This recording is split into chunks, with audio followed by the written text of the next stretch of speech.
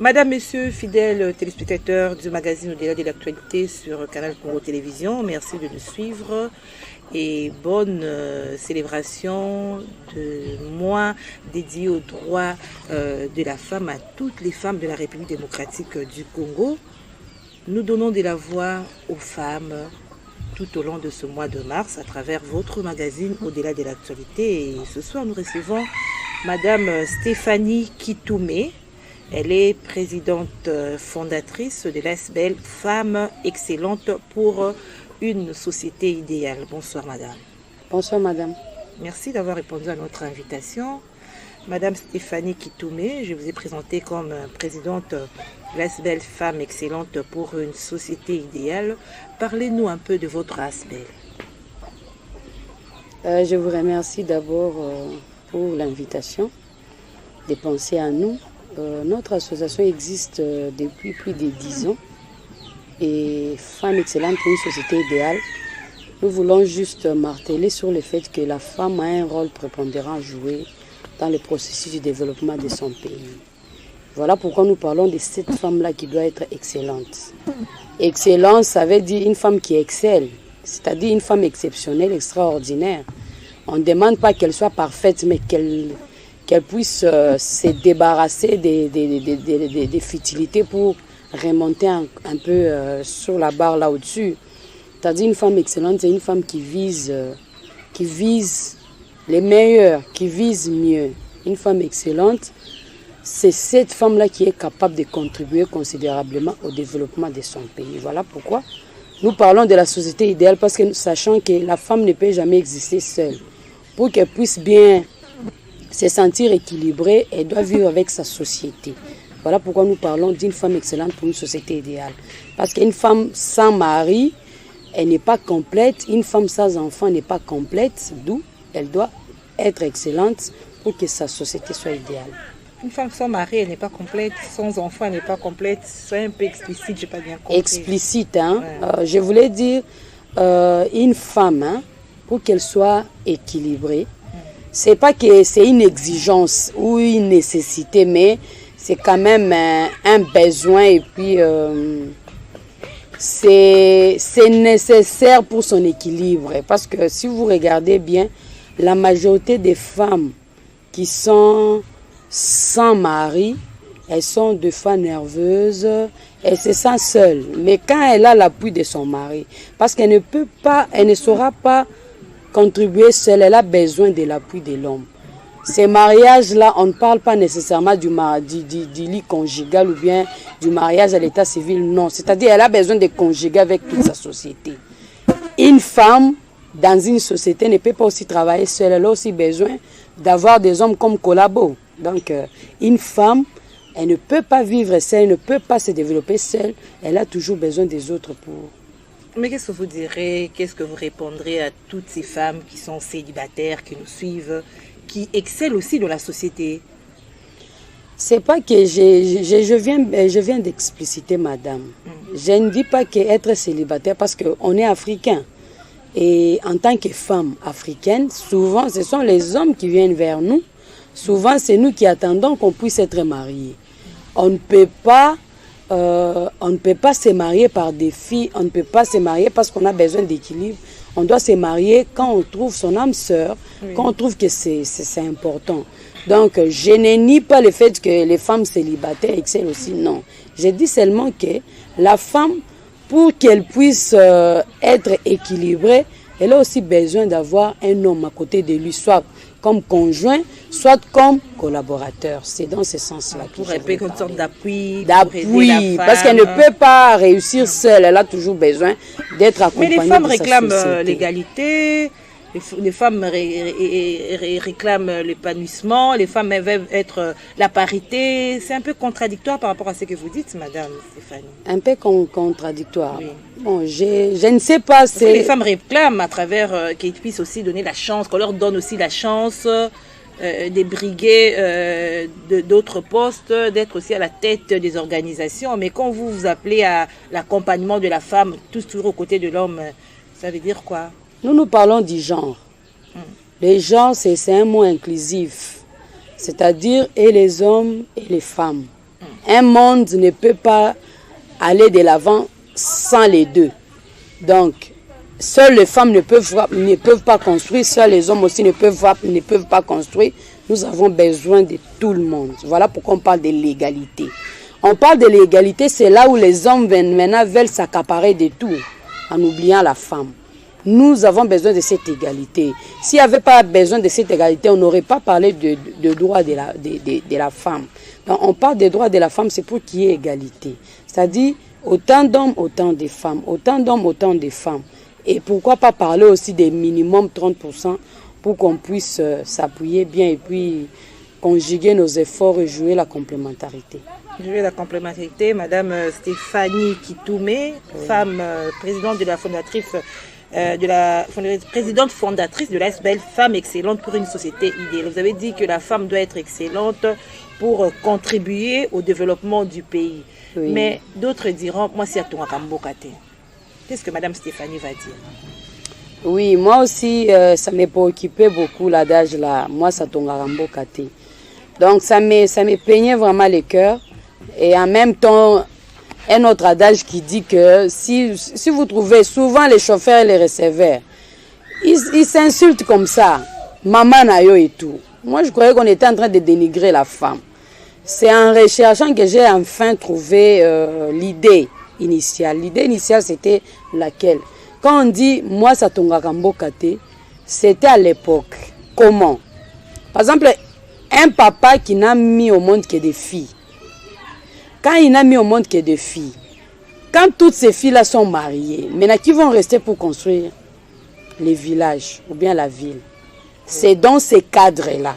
Pour dire que si vous mettez au monde seulement les filles vont partir construire ailleurs, dans leur belle famille. Elles ne vont pas construire dans votre famille parce qu'elles sont appelées à aller vivre avec leur mari.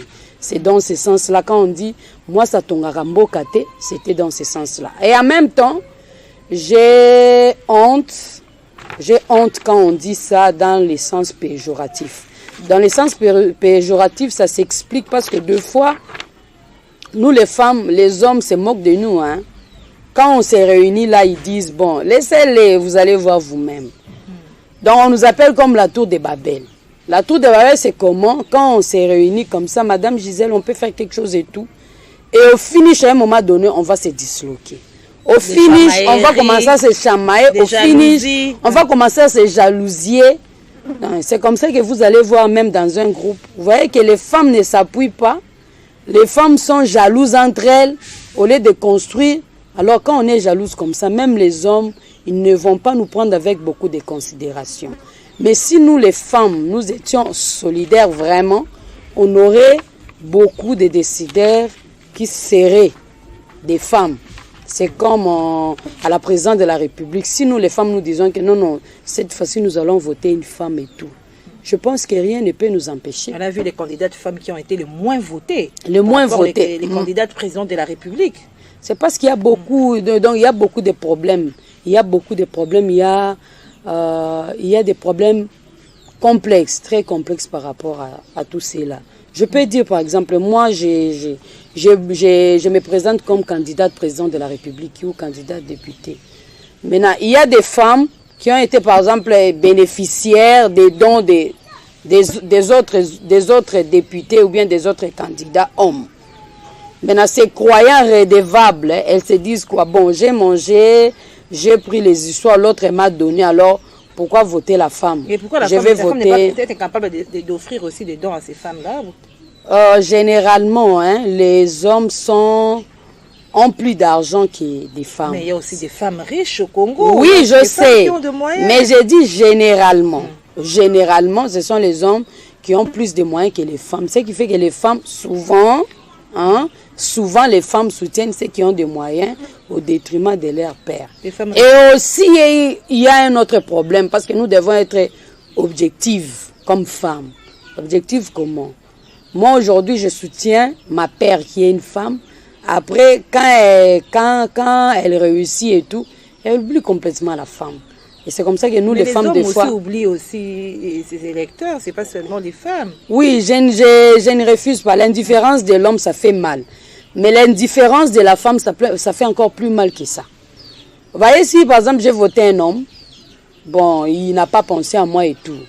Ça fait mal, oui. Mais quand j'ai voté une femme comme moi, elle part là-bas et ne me défend pas. Ça fait encore très mal. C'est ça le problème, à mon humble avis.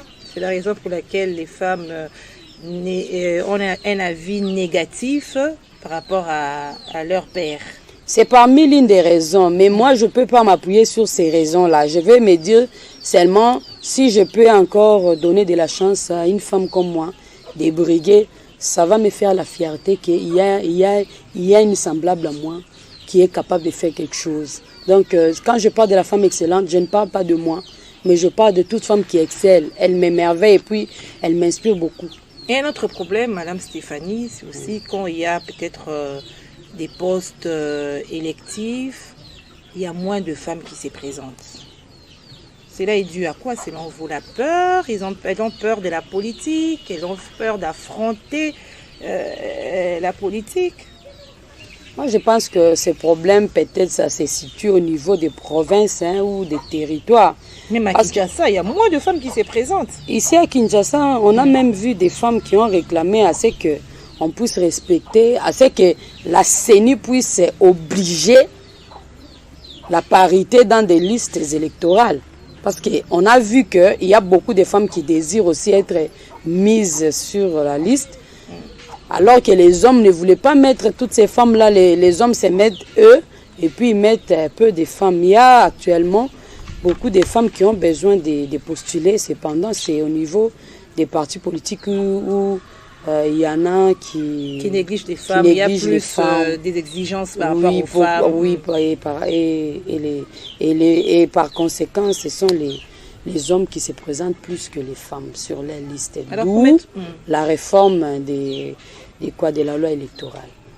Il y a des articles qui soutiennent la parité entre hommes-femmes, les droits de femmes, l'article 14 de la Constitution, la loi électorale aussi, ça figure, mais ça souffre de l'application. Alors, pour mettre fin à cela, est-ce que vous ne voudriez pas instaurer les systèmes de quotas comme au Rwanda, au Burundi, en Tanzanie, où il y a des quotas bien instaurés pour la participation de la femme dans la gestion de la chose publique? Moi, je pense que c'est ça la solution même. C'est ça la solution même. Les lois existent, mais c'est leur respect qui cause problème.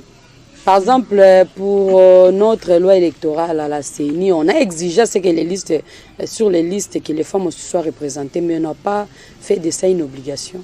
Voilà pourquoi les partis politiques, c'est... Il faut des garde-fous, hein? Oui, il faut des garde-fous par rapport à l'applicabilité de ces lois. Oui, on devait copier, parce qu'on dit on doit copier ce qui est bien et ce qui n'est pas bien, on ne copie pas. Par exemple, les quotas, là, ça pourra nous aider, nous les femmes, à améliorer notre position. Alors, on revient un peu dans la question du départ, Madame Stéphanie, présidente de l'ASBEL, femme excellente pour une société idéale. Qu'est-ce qui vous a poussé à créer cette ASBEL? Oui, ce qui nous a poussé à créer cette ASBEL. Vous n'avez pas eu peur de rassembler les femmes qui peut-être seront jalouses contre vous un jour? En tout cas, merci beaucoup. L'idée de créer Femme Excellente pour une société idéale, c'est parce qu'on a trouvé que la femme avait beaucoup de défis à relever par rapport à l'homme. La femme est butée à beaucoup de défis dans la vie que les hommes. Je peux illustrer ça par un exemple. Par exemple, moi et mon frère, jumeaux, admettons que on est jumeaux. Moi, je suis une fille et l'autre, c'est un garçon. Quand on revient de l'école, dès que mon frère jumeau dépose son sac, il part directement jouer. La femme doit aller à la cuisine. Mais moi, je dois aller à la cuisine, je dois faire les travaux ménagers. Après les travaux ménagers, je serai très fatiguée. Peut-être je n'aurai même pas le temps de lire mes notes. On vous prépare déjà au mariage. Tandis que les garçons, il peut aller jouer. Après, il pourra avoir le temps de préparer ses notes et tout. Et au niveau des résultats, c'est lui qui aura des bons résultats par rapport à moi. Pourquoi? Parce que déjà, la société, la communauté ne m'a pas favorisé. La communauté m'a défavorisé. Maintenant, en tant que femme excellente, je dois chercher une solution à ça. C'est-à-dire, si je viens de l'école, qu'on me donne ces travaux ménagers, peut-être je ne peux pas me dépasser de tout ça. Peut-être mes parents n'ont pas des moyens pour m'amener à l'école et tout. Qu'est-ce que j'ai fait? Je me bats, je sacrifie peut-être mon temps de jouer. Après les travaux ménagères, au lieu d'aller jouer, je me dis, comme je suis une femme excellente, au lieu de jouer, je vais préparer mes notes. Je vais préparer mes interros pour demain. Voilà une femme excellente. C'est-à-dire, nous avons créé notre ASBEL, c'était pour encourager la femme. C'était pour accompagner la femme. C'était pour amener la femme à réaliser ses rêves. C'était pour lui dire encore que c'est encore possible. Quels que soient les défis, c'est possible qu'on puisse arriver à réaliser nos rêves, les plus fous d'ailleurs. Dans votre ASBEL, est-ce que les femmes excellentes pour une société idéale connaissent leurs droits? Parce que le constat, le statistique démontre à suffisance que les femmes ne connaissent pas leurs droits et c'est même la raison qu'elles ont du mal à les défendre. Moi, je pense que je vais d'abord commencer par répondre.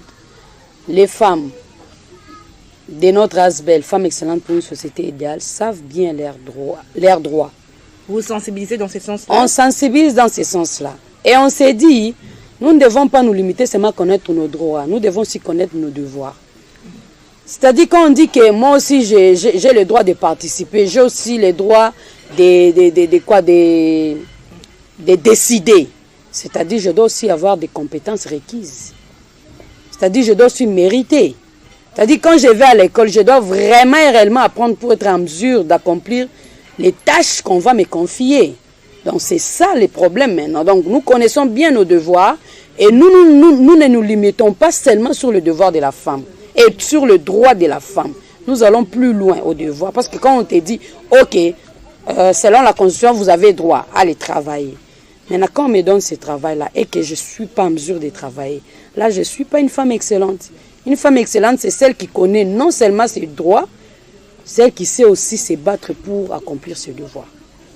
Quels sont ces quelques devoirs que vous présentez à ces femmes de votre ASBEL? C'est ce que j'ai dit, le devoir. Par exemple, pour celles qui vont à l'école, on leur dit toute autre chose après. D'abord, penser aux études. Je vais aussi illustrer cela. On est sous les bancs de l'école, des écoliers. Bon, on appelle ça amour scolaire, aux secondaires. Ça peut arriver parce que les enfants ont l'âge de la puberté, l'adolescence et tout.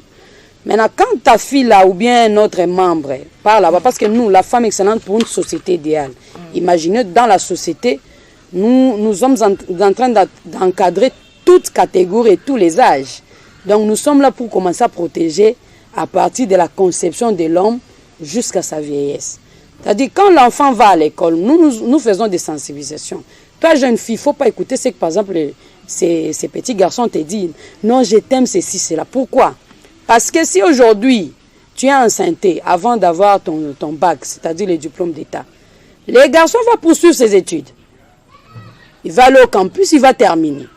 Mais toi, tu seras obligé d'arrêter. Et surtout avec des moyens précaires et tout, peut-être ta famille trouvera une raison de ne plus te payer les minervales. Toi, tu restes là-bas et l'homme évolue. Entre-temps, c'est toi qui perds.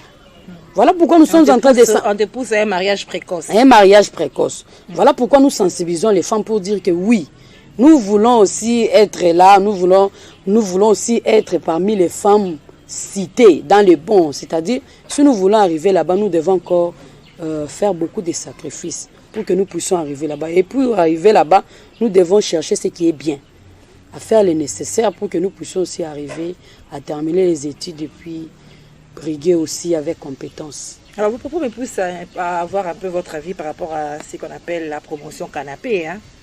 Parce qu'aujourd'hui, beaucoup de femmes en souffrent avec sa beauté, elle se présente pour un emploi, on lui fait des avances et c'est compliqué. Quel remède pour ces phénomènes de promotion canapé? Remède pour ces phénomènes. D'abord votre analyse par rapport à cela et puis les solutions pour mettre fin à cela. Analyse, c'est la méchanceté des hommes, non? Ils sont méchants, ils veulent toujours nous assujettir, nous mettre sous leurs pieds. Alors pour y remédier... La femme aussi elle-même n'est pas la cause de cela, par exemple par rapport à son habillement. les hommes réclament aussi que les filles, des femmes s'habillent pas bien. Même si la fille ne s'habille pas bien, si et seulement si toi l'homme tu es bien éduqué, tu es bien intentionné, tu n'es pas obligé de l'aimer parce qu'on t'oblige pas, tu n'es pas obligé. Tu peux voir ça et puis tu pourras même corriger ça même par ton attitude. Tu vois une femme qui est très mal habillée, tu lui dis « Ah bonjour madame, grande dame, comment vous allez? Qu'est-ce que je peux pour vous ?» Ça peut aussi corriger quelqu'un qui était venu avec des mauvaises intentions. Donc moi je pense que si on parle de l'habillement, oui, il est vrai que nous les femmes, parfois nous habillons mal. Et que dirons-nous à la femme rurale qui est violée? La femme rurale est toujours en pagne. Elle part au champ, elle est en pagne. La méchanceté des hommes. Mais comment elle est violée? Donc c'est pour vous dire que déjà il y a déjà des mauvaises intentions dans leur tête. Ce n'est pas une obligation de voir une femme comme elle est mal habillée, on doit nécessairement, non. Et en même temps aussi, je lance un appel pour que nous aussi, nous, maman, nous puissions nous honorer nous-mêmes par notre façon de nous présenter devant ces hommes-là. Maintenant, comme remède, c'est ce que je ne cessais de vous dire. D'abord, premièrement, nous les femmes, nous devons nous soutenir entre nous. C'est par exemple moi, comme nous avons notre association Femmes Excellentes pour une société idéale. Si par exemple on nous demande de recommander 2 membres par association, peut-être je suis quelque part où il y a beaucoup d'associations qui sont chapeautées par les hommes, alors que nous, notre association, c'est chapeautée par les femmes. Qu'est-ce que je peux faire pour équilibrer les choses? Alors que je sais que les hommes là, souvent s'appellent entre eux, moi aussi je vais appeler uniquement les femmes. C'est une façon d'essayer un peu aussi de relever les femmes. C'est-à-dire, c'est comme dans d'autres églises. Vous voyez quelqu'un, s'il a son entreprise, il va seulement engager les gens de son église. Maintenant, sur le plan professionnel, on ne peut pas aussi engager uniquement les femmes. Mais nous devons encourager. C'est comme ça que même dans les systèmes des Nations Unies... Là, ça devient un cadeau, un gâteau sur un plateau. Je suis en train de parler. Les femmes se battre, je suis en train de dire, même dans les systèmes des Nations Unies, on lance une publication de recrutement, mais on dit les candidatures des femmes sont fortement souhaitées. C'est-à-dire quoi? On va se battre. Quand je vois par exemple qu'il y a un homme et une femme qui ont les mêmes compétences, pour aussi promouvoir la femme, je vois qu'elle a aussi la compétence demandée. Pourquoi pas aussi l'encourager? Je peux aussi l'encourager. Parce que je connais qu'il y a aussi d'autres chefs qui n'encouragent pas la femme. Ils disent que les femmes, avec les problèmes, la maternité, les foyers, tout mieux vaut prendre un homme. Alors que quand il ne prend pas la femme continue à souffrir et puis sa condition va dégénérer au jour le jour. C'est là qui fait qu'il y ait moins de femmes au gouvernement. Dans les postes de nomination, on recrute moins de femmes. Je disais, on recrute moins de femmes. C'est ça notre lutte, c'est ça notre combat. D'ailleurs, je suis en train de louer madame, la première dame. Elle est allée voir les premiers. Et puis moi, j'ai beaucoup aimé comme la formation du gouvernement est en pleine gestation. Justement. Et comme ça aussi, coïncidait avec la Journée internationale de la femme. Et aussi, je l'ai suivi juste quelques minutes après sa nomination. Il a martelé sur ces faits. D'ailleurs, il y a eu une journaliste qui lui a posé la question, maintenant la jeunesse c'est tout. Il a directement rétorqué à la journaliste, « Eh madame, vous ne pouvez même pas parler de la femme, vous parlez de la jeunesse. » Je vais vous dire que dans notre gouvernement, et la jeunesse et la femme seront prises en compte. J'ai beaucoup aimé. Je pense qu'on a fait que lui rappeler alors que lui-même savait déjà que les femmes aussi allaient être prises en compte. Alors vous souhaiterez que ce gouvernement y ait répartition, comment, des membres du gouvernement par rapport à la prise en compte de la femme? Ben, je suis en train de parler et puis je parlerai toujours. On parle d'une société idéale. Nous avons besoin de la représentation générale. Que chaque groupe, chaque catégorie de personnes soit représentée pour que nous puissions parler d'une société idéale. Société idéale, c'est là où il y a l'harmonie. Et l'harmonie est créée quand les uns et les autres sont équilibrés, sont satisfaits.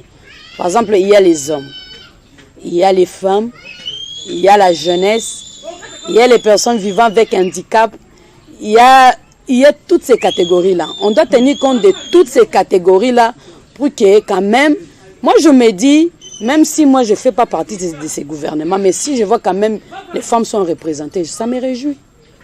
Donc je ne dois pas être nécessairement, je dois je ne dois pas être là nécessairement, mais que si ma catégorie est représentée là-bas, ça me réjouit et puis ça me motive aussi. Voilà, nous ne pouvons pas terminer cette émission sans penser à ces femmes de l'Est de la République démocratique du Congo où sévit l'insécurité, les femmes qui sont utilisées comme des armes de guerre, de butin de guerre. Madame Stéphanie Kitoumé, oui. Par rapport à ces femmes de l'Est qui sont violées à l'Est de la République démocratique du Congo. Maintenant, vous voulez qu'on en parle par rapport à quoi? Que faire pour mettre fin à cela? Moi, je pense que c'est... D'abord, les problèmes, c'est au niveau... Il faut lancer un message par rapport à toutes ces femmes-là, à la situation de ces femmes, oui. Lançons cet appel au président de la République et au futur gouvernement pour qu'on puisse nous trouver une solution. Parce que nous-mêmes, nous ne pouvons pas y arriver seuls. Nous sommes comme une goutte dans une rivière. Donc, nous avons besoin de leur appui pour qu'ils puissent vraiment trouver des solutions. Parce que celles qui souffrent là-bas sont nos semblables. Nous qui sommes ici et celles qui sont là-bas, quand elles souffrent, c'est nous tous qui souffrons avec elles. Alors, nous lançons cet appel si les autorités peuvent vraiment penser à une bonne solution. Parce qu'on a déjà parlé de ce problème. Il y a bien d'années, il y a beaucoup d'années jusque-là.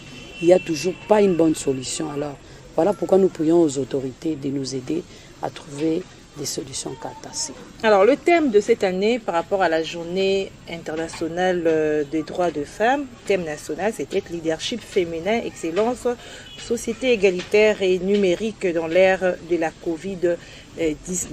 Nous sommes en pleine lutte contre la Covid-19 et les thèmes à penser à cela. Quelle est votre analyse par rapport à ce thème? Et moi, je pense que ce thème est tombé à point nommé. Je me souviens, c'était le 10 mars de l'année passée qu'on a déclaré qu'ici en RDC aussi, on avait ces cas-là. Alors, avec ça, nous devons vivre avec.